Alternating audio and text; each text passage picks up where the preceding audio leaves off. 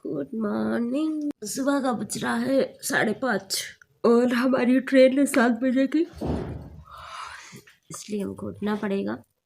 रिमी उठ जा, 5:30 बज गए। ये हमारे बैग लग गए हैं। आज है 27 नवंबर और आज दिन है हमारे घर वापस जाने का, क्योंकि शादी हो चुकी है पूरी और जाते हुए बिल्कुल कहीं से भी अच्छा नहीं लगता है। ये है मेरे मामा का घर, ये गांव का घर है, सतना में अभी घर बना नहीं है इन लोगों का।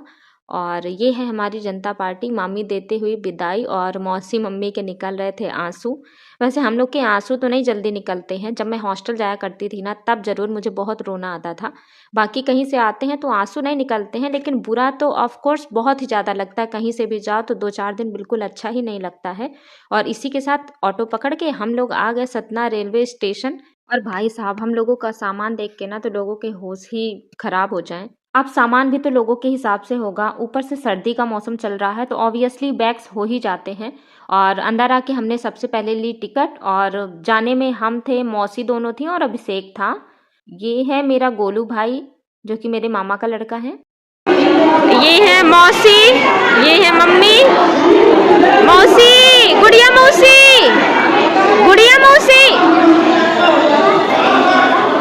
मौसी। ये है मौसी, ये है सिपरा, सिपरा। और ये है रिमी। तो मैं बता दूं, मौसी लोगों को जाना होता है कानपुर, इसलिए उन्होंने पहले से रिजर्वेशन कराया हुआ था और हमारा कुछ कंफर्म नहीं था कि हम लोग बस से जाते हैं या ट्रेन से। तो इसलिए हमने लास्ट में डिसाइड किया, तो हम लोगों ने जनरल की टिकट ली थी और 4 लोगों का रिजर्वेशन था, मतलब 4 सीटें कंफर्म थी। सबसे पहले हम लोग ने लिफ्ट में सामान रखा, क्योंकि ऑब्वियसली बहुत ज़्यादा सामान था तो सीढ़ी से नहीं हो पाता मैनेज। और अभिषेक है हम लोग के साथ में, अभिषेक नहीं होता तो क्या ही होता, इतना सारा सामान और ऊपर से इतनी भीड़। अभी आपको आगे का हालचाल दिखाती हूँ कि क्या हाल थे। वैसे ट्रेन का टाइम तो 7 बजे के करीब का है, लेकिन ट्रेन काफ़ी ज़्यादा लेट थी तो हम लोग बैठ के इंतज़ार कर रहे थे। ये हमारे अभिषेक भाई ज़मीन में बैठ के किस चीज़ का वेट किया जा रहा है?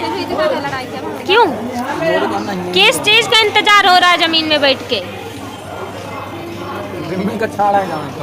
हमारी मौसी भी बेचारी ज़मीन पे ही बैठ गई हैं, ट्रेन अभी आई नहीं है। मेरे आयुष के खो गए हैं पैसे, आयुष है गुस्सा।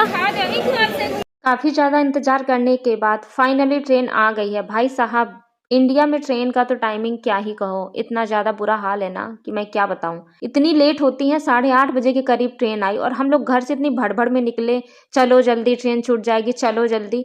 और ऊपर से रिजर्वेशन जो हमारी 4 सीटें कंफर्म थी ना, वो भी हमको बैठने को नहीं मिल रही थी।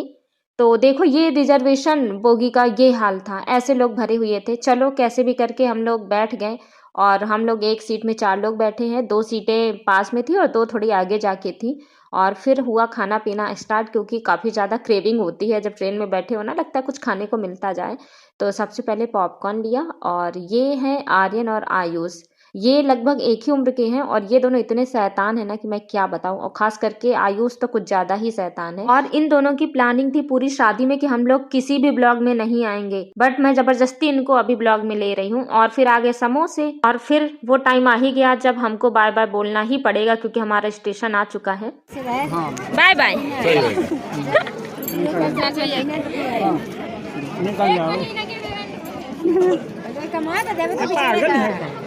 यहाँ पे रिमी अभिषेक से लगा रही थी जुगाड़, उसकी 1 महीने की सैलरी छीनने का। तो पापा ने उसको डांट दिया थोड़ा सा, और अतर्रा से ई-रिक्शा बुक करके हम लोग गए ओरन। यहाँ पे हमने खरीदी सब्जी, भाजी, टमाटर, मिर्चा, क्योंकि इसके बिना तो घर जा ही नहीं सकते। ऑब्वियसली घर पे कोई था भी नहीं, तो कोई सब्जी भी नहीं होगी घर पे, तो इसलिए ले ही लिया।